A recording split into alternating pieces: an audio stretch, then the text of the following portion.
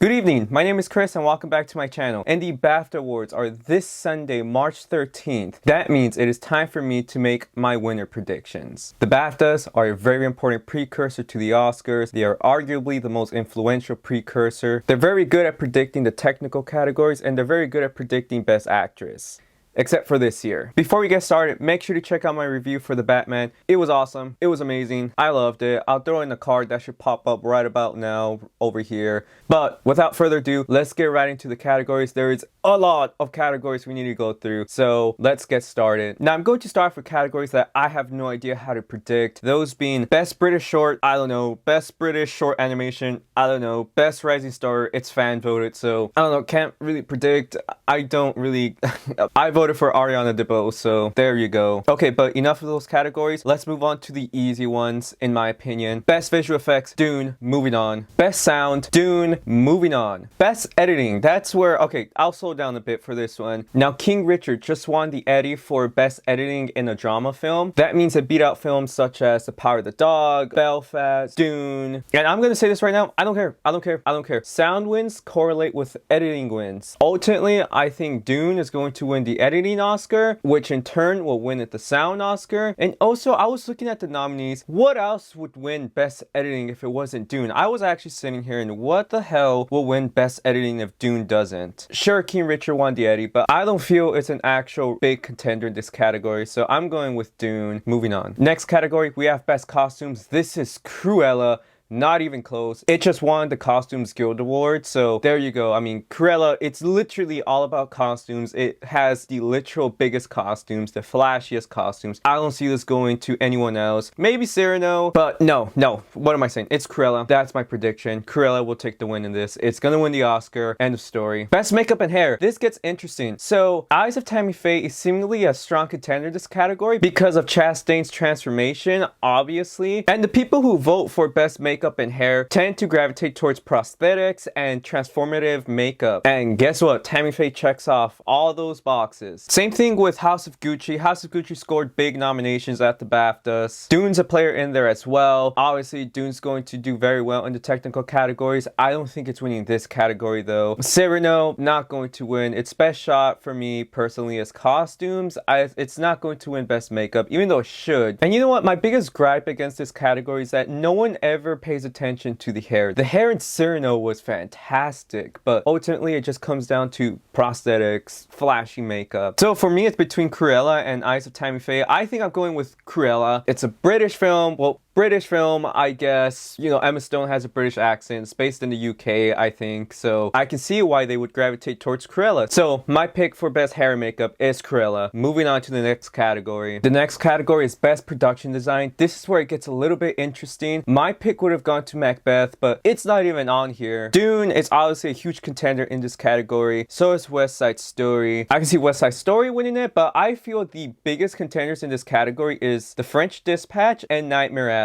These are the films where the production design is so obvious and so in your face, especially with Nightmare Alley. You know, French Dispatch was snubbed at the Oscars from this category, so will that play a factor? I think it might, but who knows, especially because Nightmare Alley was nominated for Best Picture. I can see Nightmare Alley having the upper hand in this category. So my pick is going to Nightmare Alley. I would love The French Dispatch to win. The production design in that film was beautiful, just a beautiful looking movie all around. Wouldn't mind French Dispatch winning, but my pick goes to Nightmare Alley. Moving on, next category, we have Best Cinematography. Now this is a really tough category for me. I love all the films in this category. You have Dune, which was beautiful. Nightmare Alley, which was beautiful. No Time to Die was beautiful. Power of the Dog was beautiful. Macbeth. The cinematography in Macbeth is like something I've never seen ever. It was incredible. This is one of the categories where I feel Dune can just easily win, and this might not even be a challenge at all. But The Power of the Dog is lurking there, so don't sleep on The Power of the Dog. Don't sleep on Nightmare Alley either, especially with that production design nomination. Don't sleep on Macbeth either. The film itself didn't get much nominations outside of this category, so I can very easily see it losing to Dune or The Power of the Dog. Dune is a tech sweeper film. It led every film at the BAFTAs for most nominations. People really love Dune. The BAFTAs are known for their technical category story mastery. So you know what? I'm going with Dune. I can see Power the Dog winning. I can see Nightmare Alley winning. I love Dune, so I'm going with Dune. Moving on to the next category, we have Best Casting. This is another tricky category for me because you have Boiling Point, which snagged 4 nominations. It was tied for most nominations by a British film at the BAFTAs this year. You have Dune, which led in nominations. You have The Hand of God, which got a couple other nominations as well. You have King Richard, who got Will Smith and Anjanou Ellis in there. You have West Side Story, who got Ariana DeBose and Mike Feist in there. Most of these films, for the most part, got actors nominated in the acting categories, except for Dune. So I think because of that, Dune isn't as big as a player as the other films in this list. Honestly, I have no idea what to do with this category. I'm leaning towards King Richard because you have the best actor frontrunner in Will Smith, and you have Anjanou Ellis, who's spectacular. Plus, the rest of the cast in that film was awesome. John Berthal was in there. He was great. The young actors who played Serena and Venus Williams were amazing as well. I could see why voters will gravitate towards this film.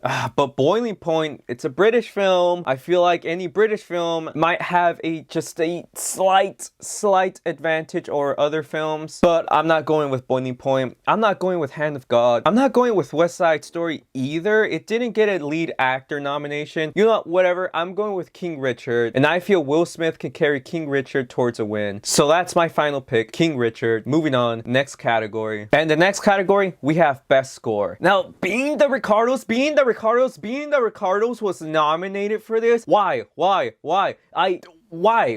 You guys know. Let's keep it real. I genuinely despise this film. I don't understand why it was nominated for Best Score over films like Spencer. I don't understand why the score of Ricardo's was nominated. But whatever, I feel like this is a pretty easy category. It's going to Dune. I mean, Hans Zimmer's score in this film was just so in your face and obvious. It was like so much going on in that score. Some would argue there's too much going on. But because of that, I think it's going to win pretty easily. I feel the score in Dune is overwhelming. And it's Hans Zimmer, big name. He's been out there campaigning with Denis Villeneuve. He's one of the big campaigners of the film, so I think it's going to be Hans Zimmer. That's my final pick. Let's move on. Next category, we have Best Supporting Actor. So after SAG, the race is down to 2 people. I don't even care about the other names. So it's between Troy Kotsur and Cody Smith-McPhee. Now, I said it once, I'll say it again. Neither of these actors are going to sweep. So this battle is going to be back and forth up into the Oscars, where I believe Troy Kotsur will ultimately win, but I think Cody will snag an award along the way. People think Cody is going to win at the Critics' Choice. That makes sense. Power of the Dog is like the critics' favorite film of the year, so I can see the argument for Cody. But I could also see the argument for Troy Kotsur. I think Cody Smith-McPhee will win the BAFTAs, and I think Troy Kotsur will win the Critics' Choice Award. Now, Power of the Dog is a big contender. The BAFTAs love Power of the Dog. Benedict Cumberbatch has a real shot of winning Best Actor, and because of that, I think everyone else will just be elevated just a smudge more. Now, yes, Jesse Plemons in there might snag a couple of votes from Cody.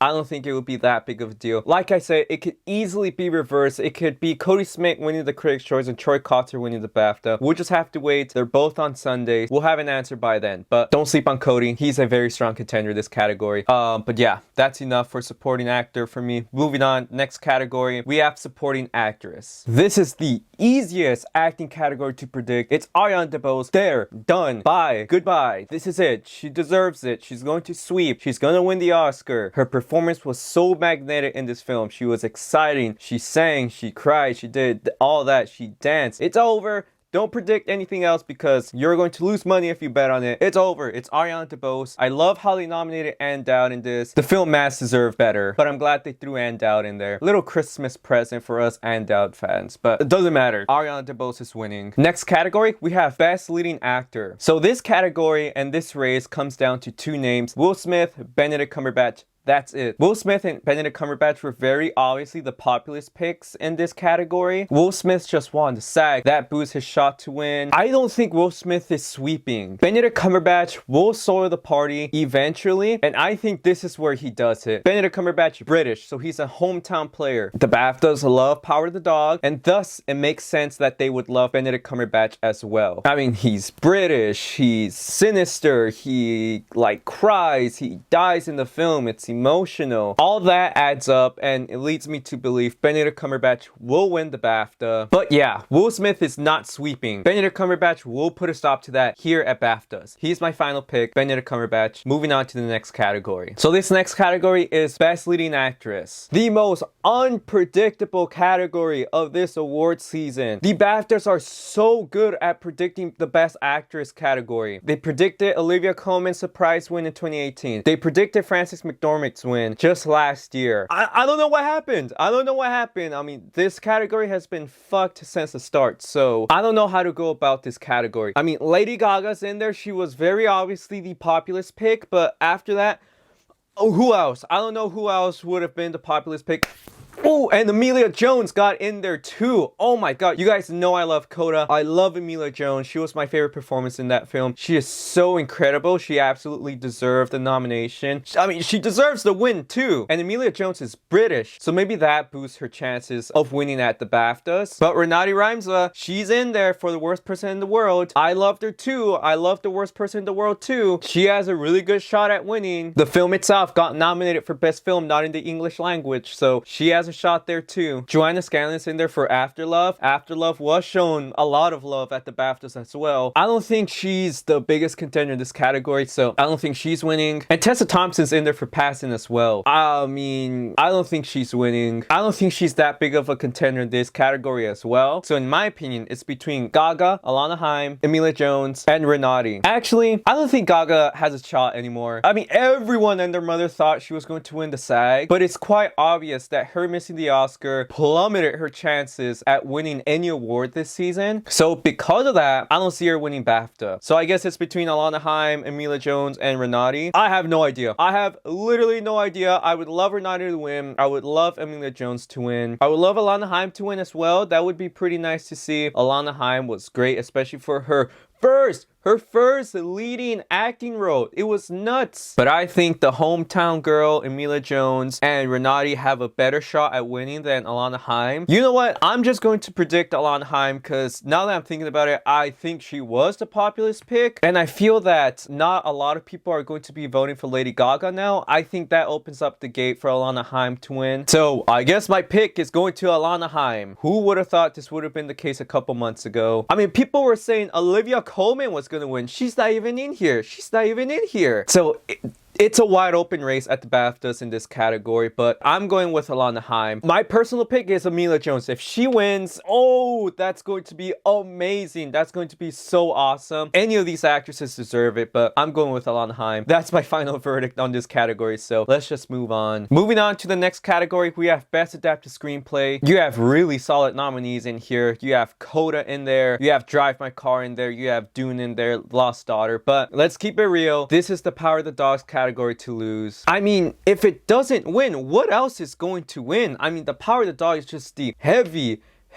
favorite to win Best Picture at all these award shows. The Power of the Dog actors are getting nominated in the acting categories as well. It's too overwhelming of a film. I guess second place at this point is Coda, but ultimately this is going to the Power of the Dog, and I don't see another argument as to why it wouldn't win. I'm going with the Power of the Dog in this category. That's my final pick. Next category, we have Original Screenplay. Now, Best Original Screenplay to me is fairly simple. Ricardo's is not going to win. Don't Look Up's not going to win. I don't think King Richard's going to win. So that leaves us between Belfast and Licorice Pizza. So Belfast, I guess, is still presumably number 2 in the Best Picture race, but because of that, I feel like Belfast is a big contender in this category. But so is Licorice Pizza, because guess what name is behind that screenplay? Paul Thomas Anderson. Paul Thomas Anderson has a real shot to finally win his Oscar this year, and I feel there's a push for him to finally win his Oscar as well. And though Licorice Pizza wasn't one of my favorite films of the year, I can't deny the screenplay was great. I mean, it's as Oscar baity as Paul Thomas Anderson will get, and I think it's going to pay off. Licorice Pizza has been getting nominations everywhere. Got nominated at the WGA, got nominated at PGA. Paul Thomas Anderson was nominated at the DGA. I've just convinced myself that at this point, Licorice Pizza, I think, will sweep all the way to the Oscars. I see it winning Critics' Choice. Now, sure, Belfast won the Globe, but I don't care about the Globes. I really do think this is Paul Thomason's time, and his time will begin at the BAFTAs. My final choice is Licorice Pizza, but I can see some fuckery happen. I can see them giving it to Belfast, but ultimately I think PTA will be safe and he's gonna win. So that's all for the screenplay category. On to the next category, we have Best Director. And this is one of my favorite categories at the BAFTAs because Julia Ducournau was nominated for Titan. It was my favorite film of the year as well. I'll link my favorite films of the year video right here so you can go back and watch it. I love Titan. I love Julia Ducournau. Even if you hate the film, you can't deny that it was wonderfully directed, but none of that matters because Jane Campion is just too strong in this category. The Power of the Dog is going to win a ton of awards. Jane Campion directed the hell out of this film. It is Jane Campion's awards to lose. I don't see it going any other way, and if it does, wow, that's going to be crazy, but no, Jane Campion's winning this. Enough, let's move on. Next category is Best Animated Film, and oh god, I mean, I guess Encanto's winning. Encanto is not my personal pick at all. I think Mitchells vs. the Machines was better. I think Flea was better. I think Flea has a shot at beating Encanto, but Encanto is surging. We Don't Talk About Bruno, or whatever the song's called. It's hitting #1 in all these music charts. I have no reason to believe why Encanto wouldn't win. I'm rooting for Flea, but this is fairly easy. It's Encanto. Whatever, just give it to Encanto at this point. Moving on. Next category is Best Documentary, and this is also fairly simple. It's Summer of Soul. Summer of Soul got the editing nomination at the BAFTAs as well. It's surging. It's just a very important documentary that all of you should watch. Now, originally, everyone thought The Rescue was going to run away with this award, but as we've seen, that's not the case. It wasn't even nominated at the Oscars. And at this point, Summer of Soul has risen to that #1 spot. I don't see it going any other way. I'm going with Summer of Soul. Let's just move on.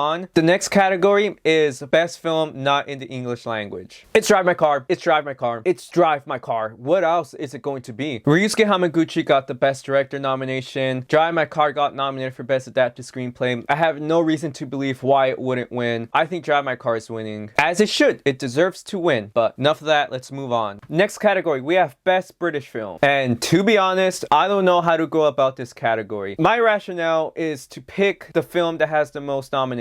There's Afterlove, there's Boiling Point, and there's Belfast. Actually, it's Belfast. It's Belfast. It's Belfast. It just hit me. Belfast is the Best Picture contender, I guess. And it was nominated for Best Film outside of Best British Film. So yeah, it's Belfast. I don't know why I'm still talking. Sure, Boiling Point got the casting nomination, but that's not enough for me to change my mind. It's Belfast. Moving on. Next category is Outstanding Debut by a British writer, director, producer, whatever else. I don't know how to go about this. What do they judge? I don't know. I'm not gonna predict this category. My personal pick will be Rebecca Hall. She's fantastic, and Passing was her directorial debut. What a way to kickstart your director career. She's amazing, but you know what? Whatever. That's my pick. That's my prediction. Rebecca Hall. I don't know if it's going to happen or not, but if it does, she definitely does deserve it. So moving on to the next category. Oh wow, this next category is actually the last category, Best Film. Do I really need to spend a lot of time on this? It's Power of the Dog. Power of the Dog and Dune were the only films to receive more than 6 nominations at the BAFTAs. Power of the Dog got 3 acting nominations. It got editing, got director, Best Adapted Screenplay. It's most likely winning Best Adapted Screenplay, most likely winning director, and at that point you might as well pencil it in for Best Film. So that's my prediction. Power of the Dog will take home the big award of the night, and those are all the categories. So there you go. Those are my predictions for the BAFTA Awards. I'm a lot more confident in these predictions than I was with my SAG Award predictions. At this point in time, there has been very little Guild Awards that have taken place. All we really have to go off on are like critic awards and the makeup and hairstyling Guild Awards and the Eddies. That's about it. Everything else is still up in the air. Well, a lot of the technical awards are going to Dune. Some of the acting awards are a bit obvious, like Ariana DeBose. Power of the Dog is still very strong, but I think other than that, that wraps it up. I mean, those are my predictions to 22 categories for the BAFTA Awards. As I mentioned, the BAFTA Awards are this Sunday, so keep an eye out for my reaction video to the BAFTA Awards. Critics' Choice Awards are also on the same Sunday, so that means a lot of filming and editing for me, but